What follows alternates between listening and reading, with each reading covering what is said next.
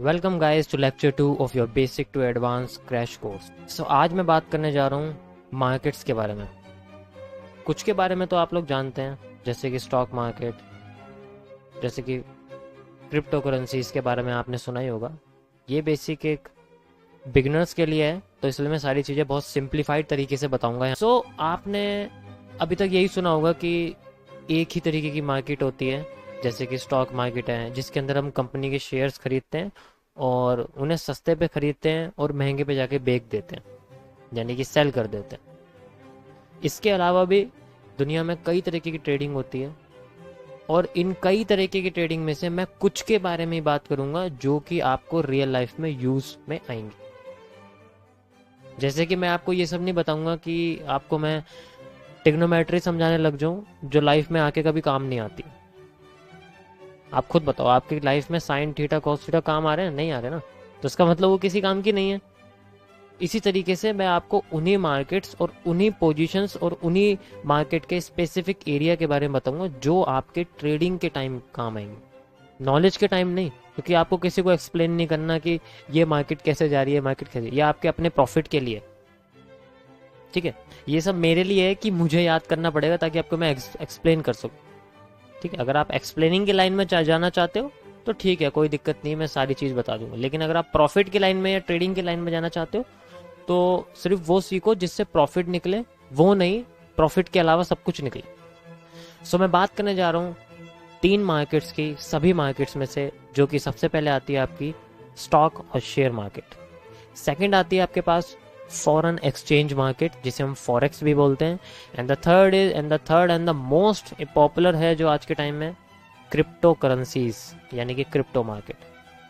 देखो, तीनों का अलग अलग कॉन्सेप्ट होता है। बेसिक अगर आप देखोगे तो तीनों के अंदर भी ऑप्शंस आते हैं, तीनों के अंदर भी फ्यूचर्स आते हैं और तीनों के अंदर भी बॉन्ड्स और कमोडिटीज आते हैं। मैं बात करूंगा एक सिंपल मार्केट के बारे में, मैं अभी ऑप्शंस के बारे में नहीं बात करूंगा। आपको बताऊंगा कि मैं ऑप्शंस जो वर्ड यूज कर रहा हूँ ये बेसिकली है क्या। बिगिनर के लिए ये एक नया वर्ड है और जो थोड़ा बहुत जानते हैं उनको पता है, बट एज अ बिगिनर के लेवल पे समझने की कोशिश करो तो आपको समझ में आएगा।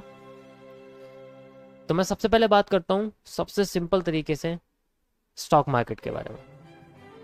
स्टॉक मार्केट बेसिकली एक ऐसी मार्केट होती है जो हर कंट्री के अंदर एक अपनी अलग होती है। यानी कि अपनी कंट्री के, मान लीजिए हमारी कंट्री है और हमारी कंट्री के अंदर कंपनीज हैं, छोटी से लेकर बड़ी कंपनीज है, और इन कंपनीज को जब एक एक्सचेंजर के पास लिस्टिंग करानी होती है तो उनके कंपनीज के एक हिस्से का भाव निकल के आता है। यानी कि जब ये कंपनीज पब्लिक में जाती हैं तो पब्लिक में जाने के लिए इनको एक एक्सचेंजर के थ्रू जाना पड़ता है, और ये एक्सचेंजर को कहते हैं एक्सचेंजेस। जी, जस्ट एग्जांपल मैं आपको बताऊं, हमारे देश में 2 एक्सचेंजेस हैं जो कंपनीज के शेयर को बांट के पब्लिक करते हैं। अगर आप कोई शेयर खरीदने जा रहे हो तो वो आपको डायरेक्टली कंपनी से नहीं मिल रहा है, वो आपको किसी एक्सचेंजर के थ्रू मिल रहा है। And the exchangers are National Stock Exchange, जिसे हम एनएससी भी कहते हैं, एंड बॉम्बे स्टॉक एक्सचेंज, जिसे हम बीएससी भी कहते हैं। इनके थ्रू सारी कंपनीज के शेयर्स और स्टॉक्स को लिया और दिया जाता है, और वो प्रोसेस कराए जाते हैं किसी ब्रोकर के थ्रू। एक ब्रोकर इनसे लेता है और फिर हमें देता है, और फिर वो हम ही से लेता है, इनको देता है। ये सारा का सारा प्रोसेस जो होता है वो स्टॉक मार्केट का रेगुलेट करता है एक रेगुलेटरी बॉडी, जिसे हम लोग securities and exchange board of India यानी कि सेबी बोलते हैं। और इन सब के बीच में अगर कोई ट्रांजैक्शन से रिलेटेड, कोई बैंक से रिलेटेड इशू होती है तो उसके लिए एक और रेगुलेटरी बॉडी है जिसे हम लोग रिजर्व बैंक ऑफ इंडिया कहते हैं, आरबीआई, जो इनके साथ साथ बैंक्स को भी रेगुलेट करती है। जब हम अपने प्रॉफिट्स निकाल के अपने बैंक में डालते हैं तो वही चेक करती है क्या ये प्रॉफिट सही तरीके से बनाया गया है या नहीं बनाया गया। जब हम स्टॉक मार्केट के अंदर होते हैं तब सेबी काम करती है, जब हम बैंक के अंदर होते हैं तब आरबीआई काम करती है। काम दोनों एक साथ ही करते हैं, बट फर्क ये है कि आरबीआई एक सेंट्रल बॉडी है और सेबी एक नॉन स्टैट्यूटरी बॉडी है। ओके, उसके बाद इतने ज़्यादा राइट्स नहीं है कि वो बैंक्स के साथ क्या दखल अंदाजी करें। चलो, ये तो एक अलग कॉन्सेप्ट हो गया, this is for the securities market के लिए। अभी मैं ट्रेडिंग मार्केट की बात करूं तो मैं वापस आ जाता हूं स्टॉक मार्केट के अंदर। बेसिकली इसके अंदर क्या होता है, आपको एक कंपनी के स्टॉक का हिस्सा दिया जाता है जिसका एक प्राइस होता है, जिसे हम स्टॉक प्राइस कहते हैं, यानी कि एक शेयर का भाव। वो एक शेयर का भाव आपको नजर आता है, जैसे लाइक आप देखोगे तो अडानी का भाव आज की डेट में 3700 रुपये का है, यानी कि एक शेयर आपको 3700 रुपये का मिलेगा। उसके हिसाब से आप जितने शेयर चाहे उतने खरीद सकते हो। आप 100% शेयर नहीं खरीद सकते, यानी कि आप पूरी कंपनी नहीं खरीद सकते। एक लिमिट होती है कि आप इस कंपनी के एक लिमिट तक शेयर खरीद सकते हो, उस लिमिट के ऊपर आप नहीं कर सकते। इन्वेस्टमेंट आप जितने चाहे उतनी कर सकते हो, बट नंबर ऑफ शेयर्स एक तरह से फिक्स्ड होते हैं कि कंपनी के पास कितने रहेंगे, बीएससी के पास या एनएससी के पास कितने रहेंगे, और एक ब्रोकर के पास कितने रहेंगे। और इन सबके चार्जेस होते हैं कि कितना किसके पास रहेगा, और कमाने के बाद और उड़ाने के बाद किसके पास कितना चार्जेस आएगा। ये बेसिकली ट्रांजैक्शन कॉस्ट के अंदर आते हैं, जिन्हें हम टैक्सेस बोलते हैं। मैं आगे बताऊंगा आपको कि किसके अंदर कितना टैक्स लगता है, कौन सी मार्केट के अंदर टैक्स नहीं लगता है। ओके, इनकम टैक्स सब पे लगता है, उसकी कोई छूट नहीं है, बट इन्वेस्टमेंट के ऊपर टैक्स नहीं लगता है। मैं उसके बारे में बताऊंगा कि नॉन टैक्स मार्केट कौन सी होती है जिसमें इनकम टैक्स भी नहीं लगता। ओके गाइस, तो जब कंपनीज के हिस्सों को खरीदने के लिए मार्केट में उतारा जाता है तो उसको हम बोलते हैं आईपीओ। यानी कि जब एक कंपनी स्टार्टिंग में अपने लिस्टिंग कराने जाती है इन एक्सचेंजेस के पास, यानी कि बीएससी और एनएससी के पास, तो बेसिकली वो अपना एक ऑफर रखती है जिसे हम आईपीओ कहते हैं। वो आईपीओ कंपनी खुद सेलेक्ट कर सकती है अपने प्राइस के, अपनी कंपनी के वैल्यूएशन के हिसाब से वो खुद सेलेक्ट करती है। छूट मिलती है उन्हें अपने ही प्राइस को सेलेक्ट करने के लिए। उसके बाद वहाँ पर फिर बिडिंग होती है कि किस तरीके से आप उसका प्राइस रखते हो, आगे जाके वो पब्लिक के लिए प्रॉफिटेबल हो या लॉस हो, तो उसको रखा जाता है। लोग उसमें इन्वेस्ट करते हैं, बहुतों के पैसे डूबते हैं, बहुतों के पैसे बनते हैं। चलो वो तो एक अलग चीज़ होगी, बट मैं आपको बता दूं कि लिस्टिंग कैसे होती है।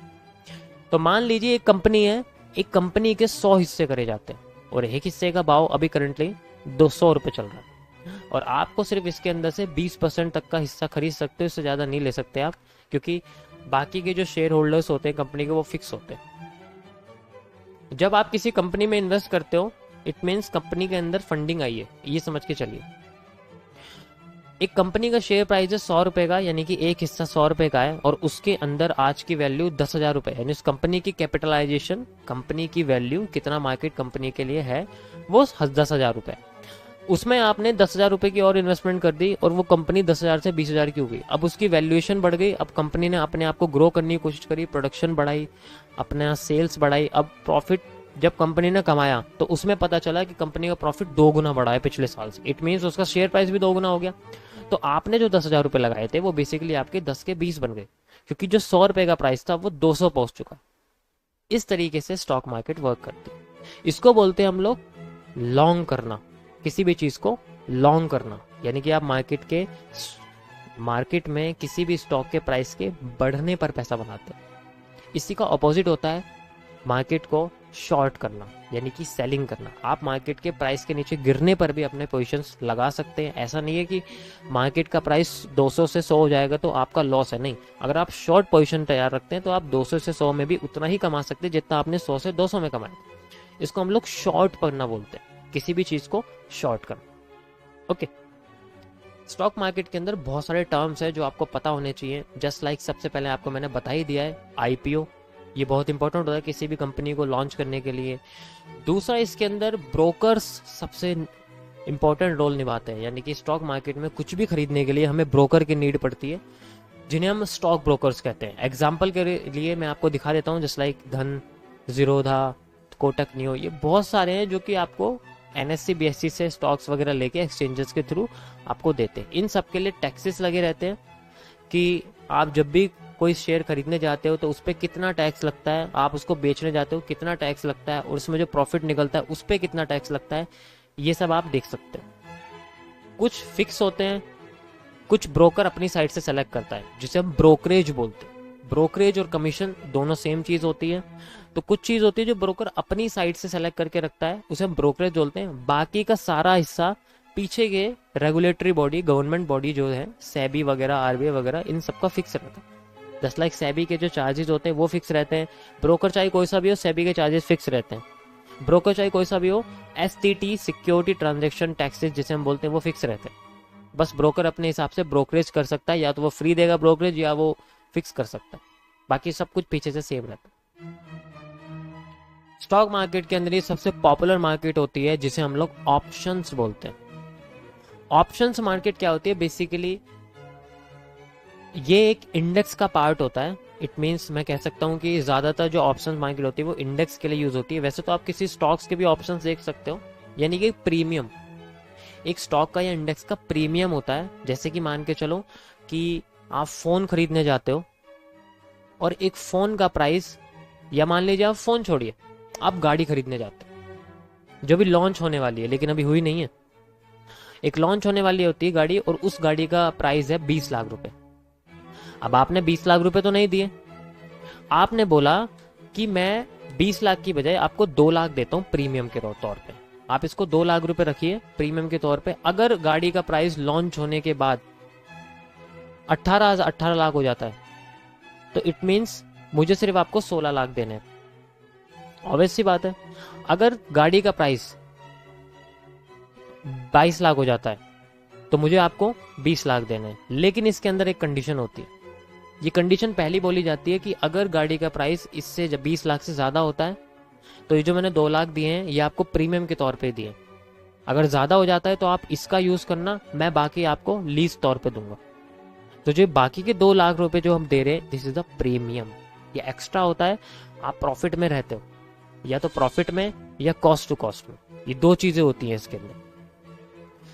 सो बेसिकली प्रीमियम्स इंडेक्स के अंदर होते हैं। अब ये इंडेक्स मार्केट कौन सी होती है? इंडेक्स मार्केट होती है जब group of stocks, group of banks, group of commodities, इन सबको ग्रुप किया जाता है एक स्पेसिफिक नंबर के अंदर। जस्ट लाइक मैं आपसे बात करता हूँ, इंडिया की टॉप 50 कंपनीज को मैं ग्रुप कर देता हूँ। तो जो टॉप 50 कंपनीज यानी कि जिनकी कैपिटलाइजेशन, जिसकी वैल्यूएशन बहुत ज़्यादा है, तो जो 50 की नंबरिंग के अंदर आती है, उन इंडेक्स को हम लोग बोलते हैं निफ्टी 50। सो बेसिकली ये निफ्टी 50 हमारा इंडेक्स होता है इंडिया की टॉप 50 कंपनीज के लिए। इसी तरीके से जैसे फॉरेन की, अमेरिका की 500 कंपनीज जो टॉप पे होती है उन्हें S&P 500 बोलते हैं। ऐसे हर कंट्री में होता है। ओके, अब मैं बात करता हूँ इसी तरीके से बैंक्स के जो होते हैं। मान लीजिए जो हमारे पास बैंक्स है, जितने भी हमारे बैंक्स होते हैं, टॉप के जो बैंक्स होते हैं, जस्ट लाइक 30 बैंक्स, 50 बैंक्स, मैं नंबरिंग एग्जैक्ट नहीं जानता लेकिन आप ये समझ लिए कि 30 या 50 के बीच में जो नंबर होता है, उनके इकट्ठे इंडेक्स को हम लोग बैंक निफ्टी बोलते हैं। तो इनके अंदर प्रीमियम चलते हैं, जैसे कि जो भी प्राइस होता है उसका प्रीमियम 100, 200, 300, इसके बीच में डिफरेंस रहता है इनका। जैसे कि 50,000 आज निफ्टी बैंक यानी कि बैंक निफ्टी का प्राइस है, स्ट्राइक प्राइस, तो 50,100, 50,200, इस तरीके से इनका स्ट्राइक प्राइस सेलेक्ट होते हैं। और इसी तरीके से इनके अंदर प्रीमियम्स होते हैं कि आप 50,100 का प्रीमियम लेते हो या 50,000 या 39,900 का प्रीमियम लेते हो। तो 100 रुपये का जो डिफरेंस है, जो मैंने आपको गाड़ी के एग्जाम्पल से समझाया, वो इसीलिए होता है। अब अगर आप एग्जैक्ट प्राइस पे करते हो तो इसको बोलते हैं हम लोग एट द मनी। अगर आप कोई स्ट्राइक प्राइस चूज करते हो जो अभी चल रहा है करंट में, तो उसे हम बोलते हैं एट द मनी, यानी कि मनी पर, ATM। अगर कोई प्राइस आ चुका है, मतलब जा चुका है, मतलब मान लीजिए जा चुका है, तो उस मनी को हम लोग बोलते हैं इन द मनी। उस स्ट्राइक प्राइस की प्रीमियम को बोलते हैं हम लोग इन द मनी, यानी कि वो अभी उसके अंदर आ चुका है। और अगर वो बाहर चला जाता है, मान लीजिए प्राइस वहां से चला गया, आउट ऑफ द हो गया, तो उसे हम लोग आउट ऑफ द मनी यानी कि OTM कहते हैं। सब कुछ वैसे सेम होता है। ये इंपॉर्टेंट इसलिए है क्योंकि इससे आपको किसी भी ऑप्शंस के स्ट्राइक प्राइस को सेलेक्ट करने में हेल्प मिलेगी, प्रीमियम सेलेक्ट करने में हेल्प मिलेगी। देखो, जितना ज़्यादा मार्केट के पास होगा उतना ज़्यादा मैनिपुलेटेड होने का डर रहता है, यानी कि उतना ज़्यादा आपको डिके का खतरा लगेगा। अब ये डिके क्या होता है, मैं एक्सप्लेन करने के लिए मैंने ये सब बताया कि अगर आप जितना ज़्यादा स्ट्राइक प्राइस के पास जाते हो, यानी कि एट द मनी के पास जाते हो, उतना ज़्यादा डिके स्टार्ट हो जाता है। डिके ऑप्शंस के अंदर लगते हैं। बेसिकली डिके क्या होते हैं, जो प्रीमियम्स होते हैं, जैसे जैसे प्रीमियम्स की एक्सपायरी आती है, यानी कि प्रीमियम परमानेंट नहीं होते, इनकी एक एक्सपायरी होती है, एक टाइम होता है कि एक्सपायर होते हैं। जैसे किसी की 1 वीक होती है, किसी की 2 वीक, किसी का 1 महीना, 6 महीना, 1 साल, जैसा भी होता है उसके अंदर आपको शो कर देगा। ओके, जस्ट लाइक आप देख सकते हो यहाँ पर। तो ये डिके क्या होता है, बेसिकली डिके का मतलब होता है खत्म होना, सड़ना। लेकिन यहाँ कोई चीज़ सड़ती तो है नहीं, यहाँ तो खत्म हो सकती है बस वैल्यू। तो जैसे जैसे इन ऑप्शंस के टाइम खत्म होते रहते हैं, वैसे वैसे इनकी वैल्यूज भी कम होती रहती है। इसे हम लोग टाइम डिके या फिर थीटा डिके बोलते हैं। ओके, ये सब बेसिकली ग्रीक्स के अंदर आते हैं। ऑप्शन ग्रीक्स इनको बोलते हैं। देखो, ये इंपॉर्टेंट तो है बट लेकिन इतने ज़्यादा इंपॉर्टेंट नहीं है कि आप इनके बेसिस पे अपने पोजीशंस लगाओ। ये तो आपको बस आइडिया होना चाहिए कि अगर आपको